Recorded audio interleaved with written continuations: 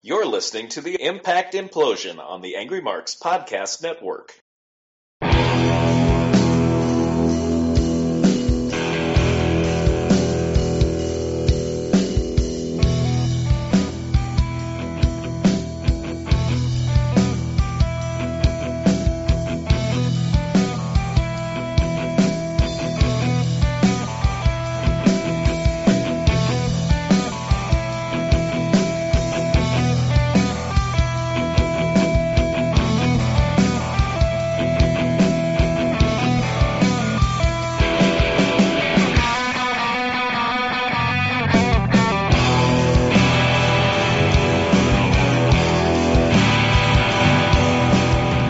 It is May 31st, 2016. It is another episode of the Impact Implosion here on the Angry Marks Podcast Network.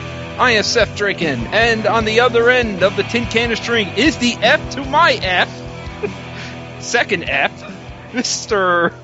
Mike Poland. TNA racking up the F. God damn it, TNA. Did you really have to have you in a week and a half, and you're not doing too well? No. Just one of the terrible show. A terrible, terrible, terrible wrestling show.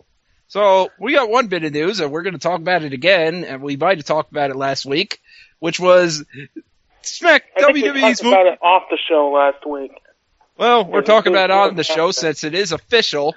WWE is moving SmackDown to Tuesday night, and they're going to have a brand split. Oh, boy. Which TNA fans are trying to say, doesn't matter, SmackDown's the B show anyways. Yeah, you're still going to get your ass kicked by the B show. It's live. And by that time, SmackDown will probably have Cena, because that's heavily rumored. So, and probably AJ Styles, too. So, nice trying to calm that shit down, guys. You're looking bad. Yeah. And also, SmackDown will be paid, so there's a reason to watch it. Also, we're gonna probably have a new segment. Maybe it'll appear on and off. Impact TNA Twitter dummies. Dummy moments. Dummy, yeah. Dummy moments. Which is... They recently had to delete this because they basically talked about Will Ospreay and Ricochet. I'm going to go get that message, but basically the message was that, yes, basically, we know you all heard about, okay, here it is. And this is great because they deleted this, but people caught it. Well, at Will Ospreay versus at King Ricochet was amazing. We've seen what at Will Ospreay can do against at Mandrews TNA. In a 5-minute match. In a 5-minute match, so, and basically, with that thing, they kind of buried Will Ospreay a bit. Tried to bury Will Ospreay. We've seen what he can do against, so he's not that impressive. Yeah. Yeah. You lost to Mandrews in 5 minutes. Bah!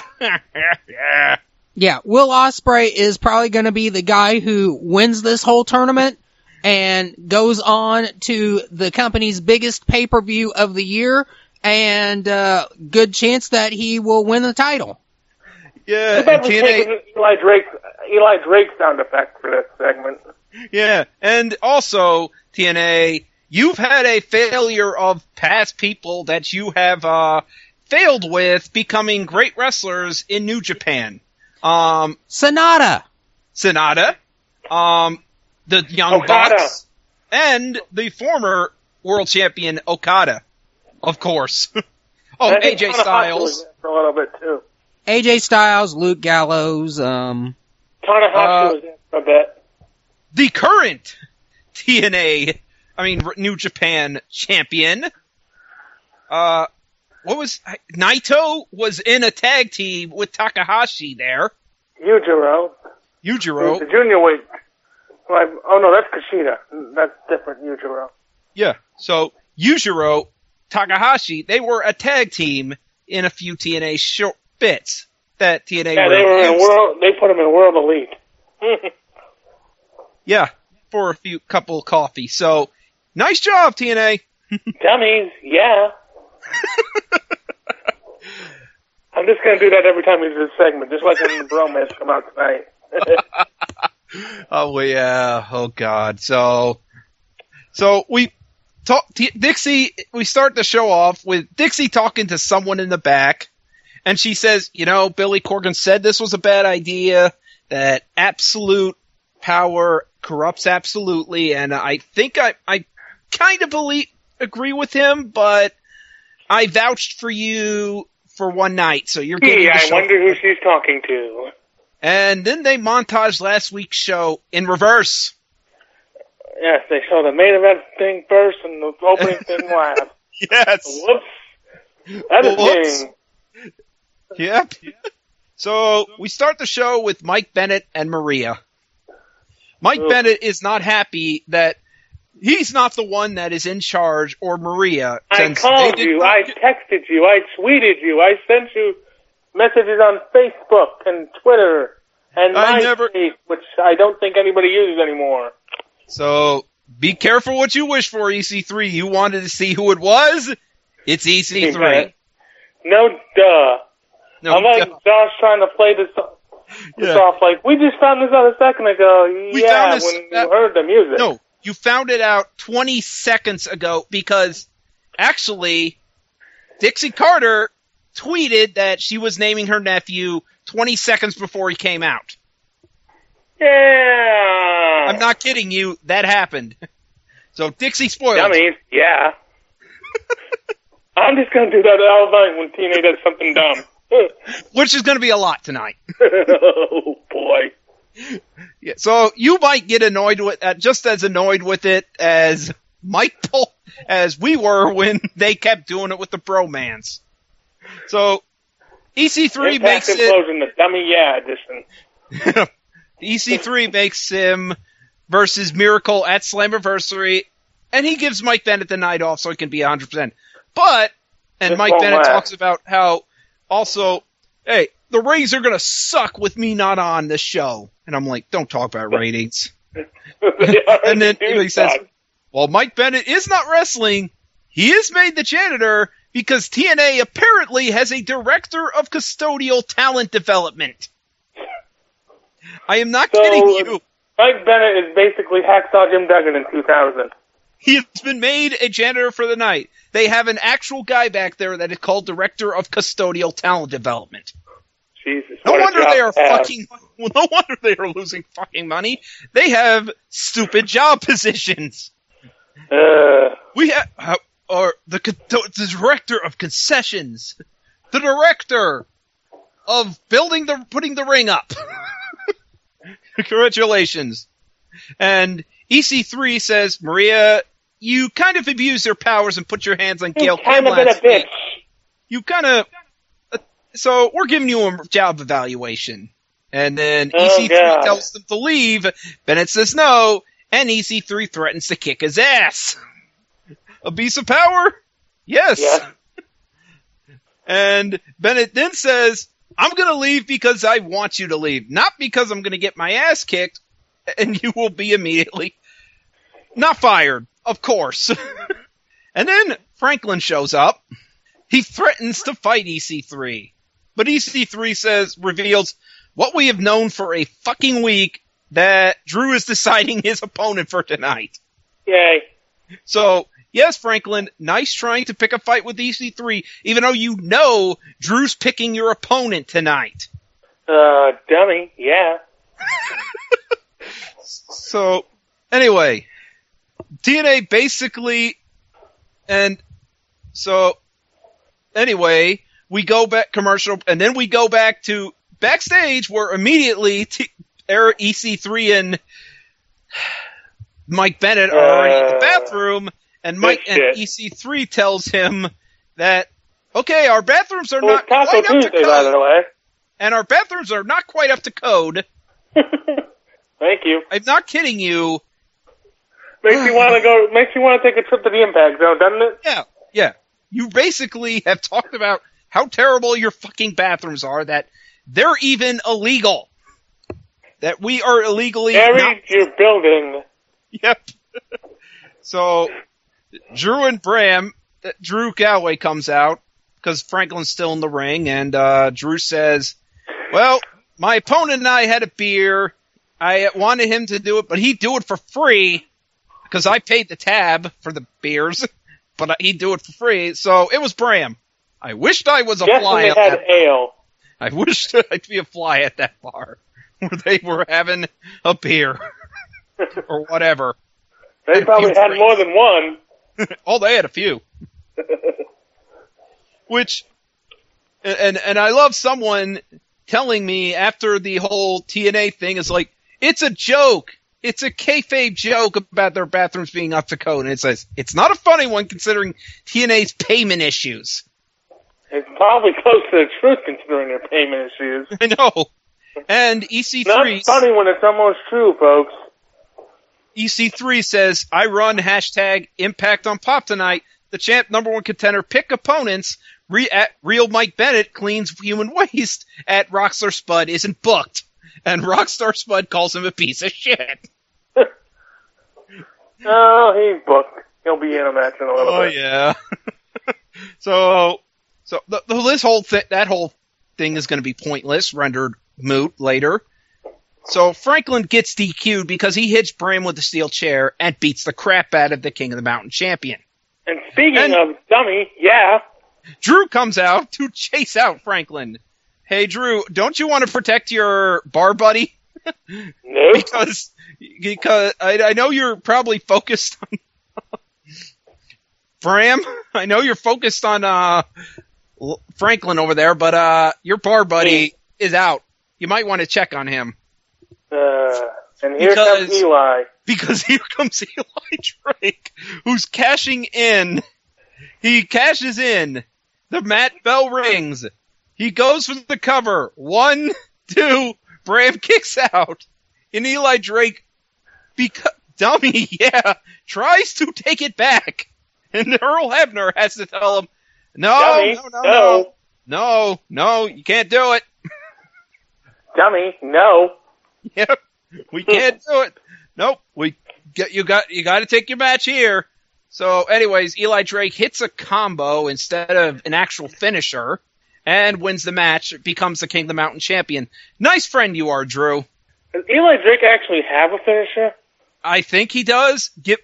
Entertain the audience while I look this up. Oh, boy. We've got a lot left to go tonight, folks. Yes, we do. His finisher is a spinning facebuster or a tilt-a-whirl backbreaker. Which he's used neither in the last year. Yeah, so one of them is called the bottom rung, and the other one's called the gravy train. Soon enough, it'll be called the dummy, yeah. I know. So, he has no finisher. The dummy driver. The DD. Without no T. We don't have enough for a T. They call it the double D. Yep. So, Eli Drake wins, and oh dear God, we get a bromance segment where they're at the pool from last week, apparently. Or earlier tonight, because apparently it took them an entire week to get to the fucking pool. Well, it's a bromance. It wouldn't surprise me. So, they're talking about how they don't know about this whole guru thing, and Raquel is a terrible actress. You gotta focus. You gotta focus, focus on me, which is fucking easy considering you're trying to walk around sexy on the pool. So, yeah. This angle will end once the bromance moves the pay-per-view. This was stupid. So, in probably one of the most insane, Mike Bennett says, I cleaned the toilets, and I can't clean that one because it's locked. And who should pop out of that locked one but the man who just refereed a match, Earl Hebner.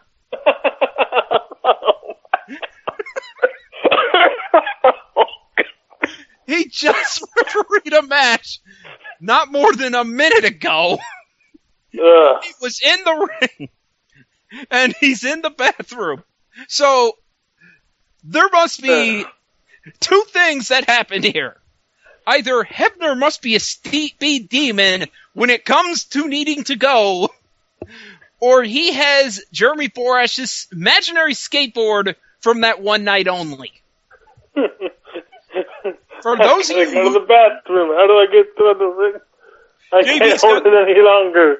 So, by the way, for those of you not in the know, there was a one night only where JB was doing the ring announcing because of, production stupidity, and Taz left recently, so they didn't doing the ring announcing, the commentary, and the interviews. Yes. Somehow. Cardio! And the excuse was JB has a magic skateboard. I think that was Extravaganza last year, or maybe 2 years ago. I have no idea, but it was funny as hell. That was the excuse. Maybe he borrowed one from Andrews. And yes, Rockstar Spud again speaking, why am I not booked at Dixie Carter at Impact Wrestling? This asshole cost me a payday at Ethan Carter TNA. Hashtag Impact on Pop. He didn't cost you too much. I know. So, meanwhile, I was walking my dog, and I might have missed most of this, but Eli Drake is backstage. Unless there was something else that happened before this. Eli Drake was backstage, and he had champagne for some reason. Celebrating solo, although he did spill it on people. Eli Drake is such a great asshole. Yeah, unlike Mr. Anderson. So, Dinner Theater Matt Hardy is inviting us to his home later, because that is what I am naming him now, Dinner Theater Matt Hardy, or DT Matt Hardy for short. DTM. DTMH. Dinner Theater. So, Big Money Matt. At Rockstar Spud, turned out you are booked. But you're also going to be but upside your book. Downside, you're the best worker in a match where you're going to do the job. You and Tyrus are getting a tag title shot. I don't know why. But yes, this is true. You're getting a tag title shot against the Bromans with Raquel. If they beat the Bromans. If they beat the Bromans, they get a tag title shot. Boom! But and seriously, of course the best worker in the match does the job. But Mike Bennett's the ref, by the way. I forgot to talk about that. Mike Bennett is the referee because that's a punishment, apparently. Well, if you're not like a regular ref, I'm sure it probably is because you don't know what you're doing. Fucking seriously, really, being a referee is a punishment in this company. Working for TNA is a punishment. I know. This is Watching TNA is a punishment. I know we can make jokes about this. I know we can make jokes about this, but you guys don't want to really say working for this company's terrible. That is shit. So, anyways, Mike is being a terrible ref. Again, how is this punishment? He is not accepting tags for the faces, except when he does, and then Spud has to be the one to tap out to the Adonis lock, although Spud keeps saying on Twitter he did not tap out. The best worker in a match is the one who taps out. That makes sense. And he did tap, and by the way, he did tap out. Because, of course, you're not going to get Tyrus's fat ass to do it. No, because Tyrus is on outside ogling fucking Raquel. Well, I mean, I can't blame him. I'd be doing the same thing. Well, not if I'm in a tag match and I know she's there trying to talk to me. I think, get the fuck out of here. I'm wrestling. Yeah, maybe. Anyway, moving on. But then again, okay, so the valet distracts the heels, helping them to cheat, and these guys are the baby faces. They're the jobber, they're the goon baby, they're the babyface goons. They're the team that's going to lose now because TNA doesn't have any teams right now. Okay, so Maria is on the phone with Billy complaining about EC3 being a charge, and EC3 comes up and hangs up on Billy Corgan. Nice. I bet Maria's messages go like the voicemail at some point. Yeah, and Maria wants Gail suspended or fired for attacking her. I don't think that happened. I don't think that happened. I think she teased it and then she got attacked. Yeah, and Maria was the one who put her hands on Gail. So watch this be the whole reason for this evaluation. Never explained again, and forgotten about because Maria's an idiot, and forgot her lines, even though Maria's hot, not the smartest brain in the room. So Jeff Hardy arrives to Dinner Theater Matt's mansion in a motorcycle. Here's Rebby Sky, who's leaving. No, actually next is time for Maria's talent relationship, but she's got talent backup in Sienna and Allie. Girl A and Girl B. Girl A and Girl B, get out of here. One of them is about to be your Knockouts champion, and the other one is pretty much Girl B. No, seriously, and this gets worse. Maria is doing a bad job, but he wants Kabuki Taker's decision on the matter. Yes, because Gail's the one with all the power in this angle. So Maria is mad at EC3 letting wrestlers talk, and EC3 says, well, you did break the rules. You're not supposed to watch talent. You doesn't make it right. And you basically so it's Gail's decision. You either take it either Gail's decision or you're fired. Oh, yeah.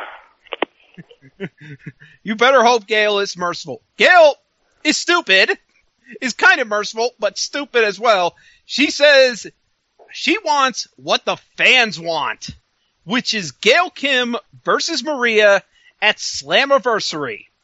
Nobody wants that. These people, or even the people are like, No. Dummy, no. So, yeah, they're not enthused about this. They do say, but not enthused. This is what we're gonna watch in a week and a half, huh? So, Maria says, it's happening. I mean, EC3 says, it's happening. Girl A and Girl B, get in here now. Yeah, you're in a tag match. And here's Jade. Gail, Kim, and the person who should have been on this show for weeks now, the TNA Knockouts champion, Jade.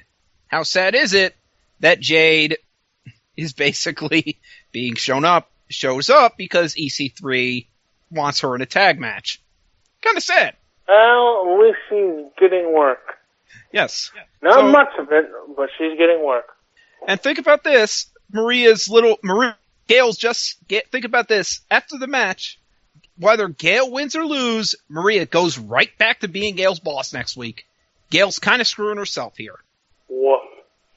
You know, at least Gail could have added storyline. At least Gail could have added the stipulation that if she wins, Maria is no longer head of the Knockouts division. Bad storyline. It is a bad storyline. So EC3 orders Maria to have a seat with him, and Josh wonders if Allie can wrestle. You saw her wrestle before as Laura Dennis. And then Pope says, everyone wanted it. The EC3 gave us what the fans wanted. Gail versus Maria. And I freaking yelled at this. I said, no, Pope. No one wants to see Gail versus Maria. TNA, stop fucking insulting my intelligence. Gah! Not even the fans in that Impact Zone wanted that. I just finished my... for anything. Yeah. So, Allie... And basically, Josh's theory was correct, that Allie, mind you, she is Laura Dennis, a.k.a. the Great Cherry Bomb, is being made into a character who can't wrestle. A weak link of the trio here. Who actually can't wrestle. Who legitimately can't wrestle. Who just slaps and stuff and just does regular stuff. Who is Maria here? Who Maria can wrestle more than she can. That is the storyline. That's insulting because we've seen Cherry Bomb wrestle. Yes, we have. This is fucking stupid. Fuck off TNA. This whole angle is dumb. But the only thing that would be fine with Allie losing, which is she does lose the package pile driver, is if she was made into someone who surprisingly can hold her own. No, that's not going to happen. And you realize, she's going to be Maria Huge. Maria put somebody as an apprentice in charge who can fight her own. Nice. But By the way, you know this Maria Gail Kim match is going to end with Maria going over. No, maybe not. Who knows? They're going to put over this Maria group that they have. So Sienna's going to win a knockout title, and Maria's going to go over. Somehow. Or Maria's going to lose, but Sienna wins the knockouts division, and Gail, being the idiot, forgets to add the stipulation of Maria getting fired as the head. And this leads to Gail Kim knockout title reign number 17. Yes. And Rebby comes God out. God forbid we put over a new knockout every once in a while. Jeff Hardy arrives at the house. Rebby is leaving with Maxwell, saying she was done with all this. You can have him. Oh, she'll be back. So, Dinner Theater Matt Hardy is playing the piano. His brother Nero follow him into the house. Yes. So, actually, no, he hasn't. Yes, he's playing the piano. And he says, well, we're not going to do this here. Not going to follow me. So, Maria's not leaving the ring, and Mike Bennett comes out and says, I am tired of your antics. We are not leaving. And EC3's like, you know what? I put you through shit. You're right. And you remember when I said you weren't going to wrestle tonight? Well, it turns out I'm a pathological liar, because you are wrestling tonight. And here's your opponent, which is James Storm. And one of the funny moments of James Storm is chasing Maria with the Boozer Cruiser. I need a drink. With that. Yeah, I needed a drink after seeing that. Seeing a threat of a woman getting run over by a face. By a bike. So, and of course this match is passable, but Maria gives James Storm a beer. James Storm's about to spit at her, thinks better of it not doing so. Like she wanted beer in her face. Sure, why not? That makes perfect sense. Mike Bennett rolls him up for a 3 count. Woof. James Storm is in a strange position right now. No, he's 0-2 since losing Bobby Roode. And he's not been on the show for weeks. So he is in a very bad position right now. He's 0-3, isn't he? I thought he lost to Abyss at one point. I said he lost to Abyss. He lost to Abyss. Oh, no, he's 0-3. You're right. He lost to Abyss, and he lost with Jeff Hardy. So he's 0-3. Yep. I probably meant singles matches, but... So he's 0-2 in singles he's matches. 0-3. Yeah. But, anyway, after this, EC3 cuts a great promo about saying, I will be your devil, I will burn your church down, and all this stuff. Religious overtones. And I'm going to leave you with one more thing, a kick to the face. Which, he turns around, and James Storm super kicks him. Is EC3 better as a face or a heel? I think he's better as a heel. I think he really is. But in this case, it's like, the fans don't want to like Mike Bennett either. No, they don't. But he may be an asshole, but he's our asshole. Yeah. So it's one of those situations. Hype video for the Tribunal, and we go to Al Snow promo. I missed this segment. Oh, you poor thing. Not. I'd imagine it wasn't good. It was terrible. It was shit. Let me get Al Snow in 2016, people. Yes, let me get to it. Let's see. Talk about what happened. Al Snow came in the ring and talked about his you're welcome to the fans for agreeing with me about you're welcome and all that stuff. God. And you're welcome. I beat Grado. And I want to introduce you my tribunal, people from outside of the United States, because no one in the United States is good anymore, because you fans don't know shit. Neither is Al Snow. Grado, the tribunal. Former WWE superstars. Sylvester Lefort and Baron Dax, and we realized maybe both of us got their names wrong because Baron Dax is Marcus Louis and Basile Baraka is the guy with the beard. Is Sylvester Lefort. We may have gotten that wrong. We may have said Baron Dax for a while was Sylvester Lefort. He was actually Raw other guy. Are bad. Well, to be fair, I never saw them in NXT, so I wouldn't be able to tell you either way. So, anyways, he talks about how he has his wrestling school in England, and Baraka said they will bring a true reign of terror, and fans gave them the what treatment, and also says they don't need to rely on weapons and gimmicks, unlike Grado, that big bag of suck. And Al Snow said it took one wrestling move to beat Grado, and he just showed the finish of the match. Hit him in the back with a weapon.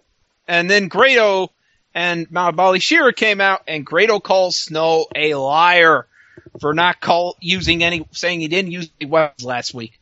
And he says, "You even used my fanny pack on me." And I'm like, oh yeah, that so wins an argument.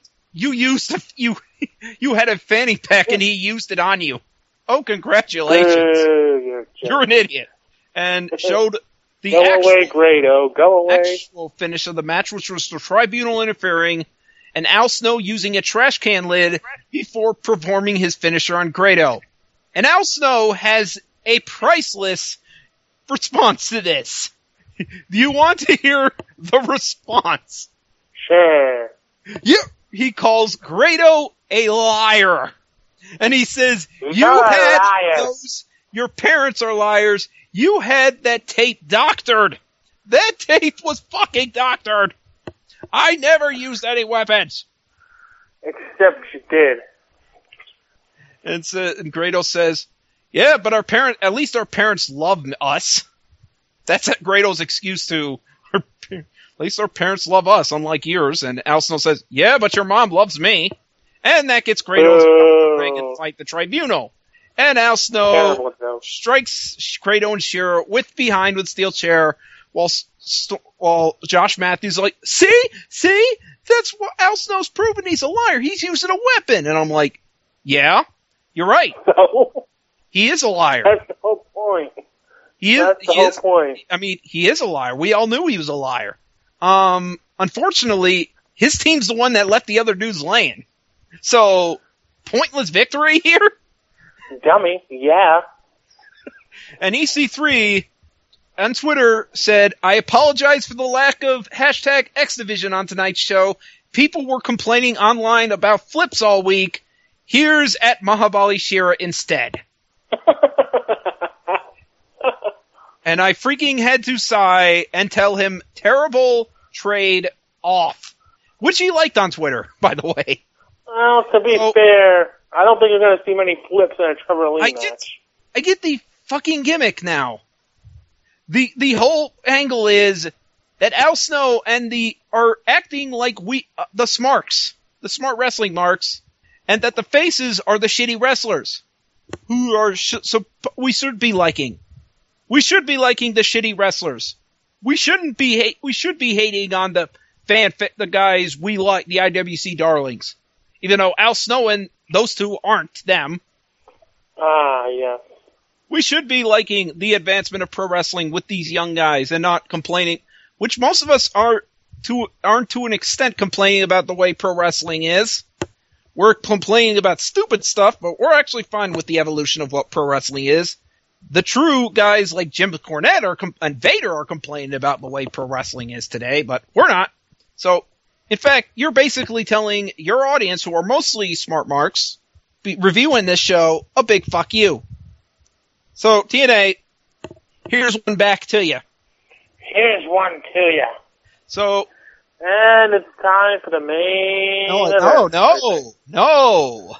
Oh boy. We got another segment. We got a segment to go. We gotta introduce Braxton Sutter. Oh God. We gotta introduce Braxton Sutter, talking about how he's old. He mentions he's old and this is his big break, but he feels like he is going to do things here. And no, you're not. It seems like he is going to be a face in this video, even though we've seen in spoilers he's supposed to be a heel. Or maybe they changed that, but who knows? He's a Kurt Angle treatment. Yeah. So we then get Slammiversary hype, and then we get dinner table Matt Hardy and Brother Nero headed to the backyard gym. And Matt Hardy has a backyard gym. Well, actually, a gym in a entire different building. That is a gym with their original wrestling ring and stuff. And he says, your end begins here. So now it is time for Drew Galloway versus Franklin's choice. Franklin says, ready to get your ass kicked? You're facing the Decay. Heavyweight champion versus the tag champion. And Pope and everyone else is like, which member of the Decay? Which member of the Decay? Never said it had to be one person. So all of them. And then we get a funny commercial after we see, which is a big Kit Kat commercial of a giant cat invading a city. Big cat. Catzilla! So yes. And then asked the Decay showing up why TNA kept one of their hottest acts off the show for 2 weeks. I couldn't tell you. I can answer that. It's TNA. They do things that just befuddle anyone with a brain. This was probably... They gotta build up their contenders, the bromans. I have no idea what they're... So, anyway, I always hate when they do this, because Drew Galloway had fans hold Steve so Drew Galloway can chop him. I hate this because it implies fans can touch the wrestlers. Mm-hmm. So, and this match, basically, Drew almost threatens to DDT Rosemary, but Steve tries to save her, fails. Basically, at one point, Franklin comes in and accidentally spears Abyss, and Drew takes Franklin out, and then beats freaking Crazy Steve, hits him with the Claymore and the reverse DDT, pins him. Rosemary's nowhere to be found to save him. So, yes, your World Heavyweight Champion, one man, pinned your tag team champions. 2 men. Actually, 2 men and a woman. Yay. I hate when they do this. Your tag team champion should not be able to be losing to one man. I don't care who it is. So, yes, this is stupid. You've basically put over the challengers, but not the champions. At all. So, this show was stupid. And then it gets dummy moments as Matt Hardy is, takes Jeff to the table. He puts the contract. He signs it. Jeff never signs it, so Matt goes in the ring, and Jeff, being a dumbass, never signs the contract either. So he goes in the ring, and he says, you want to do this? And here comes Matt Rebby, who throws what is supposed to be Maxwell, but is clearly a doll, and Jeff still looks at it. Let's move out of this playbook. Actually, no, he looks at Rebby and says, what the hell? As if it's a doll, and, oh shit, it's a trap. No. And Matt Hardy attacks him and side effects Jeff Hardy onto that poker-style table. Well, and that's the end of the show. Now. And this show gets an F for the second week in a row. This was bad. You're building to one of your 2 big shows in the year. And you have sucked. And you're not doing a very good job. You have sucked again, TNA. You have shit on us again. Congratulations. Dummy, yeah. Actually, we stopped that at some point, thankfully. Unlike the actual TNA, who kept going with it. We actually stopped it because it was stupid. It's annoying. It's annoying, yeah. We're not annoying. We don't try to be annoying. We try to be jokers. Yep. So, yes, that was a terrible show. Congratulations, TNA.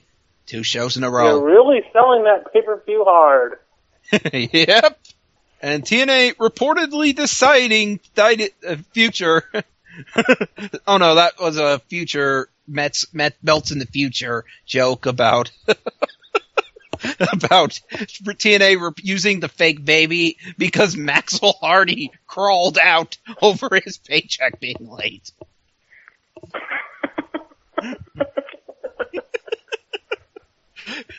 It's a joke, so. But yes, TNA, this is dumb. Oh God.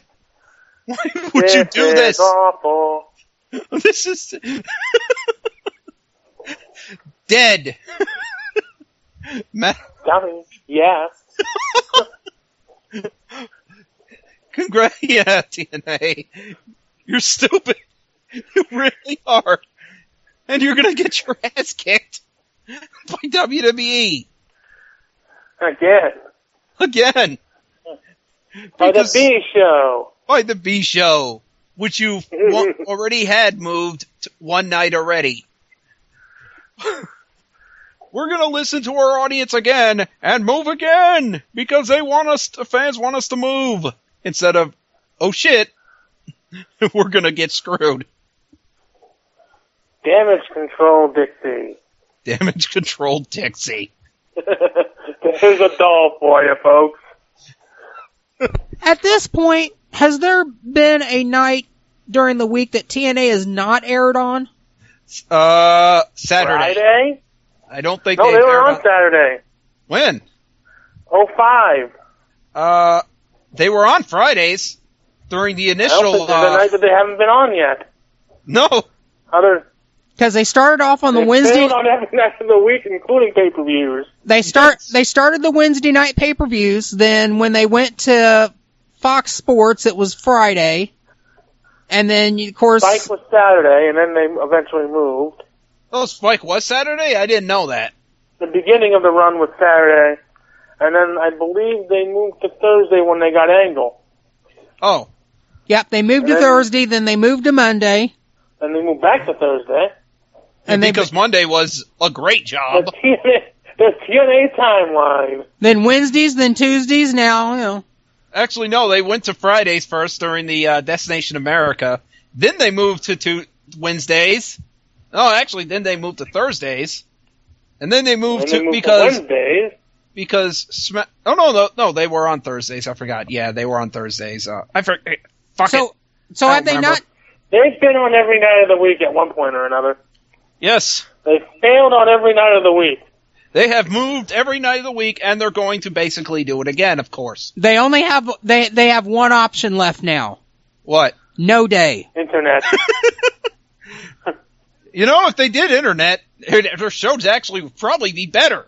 You know what? Just do it live. Whatever night in the that they can secure a building, do it live on YouTube. There you go. 0 day TNA Impact. But they gotta pay. You know, it's live as actually costs more than taping. Surprisingly, doing it live costs more.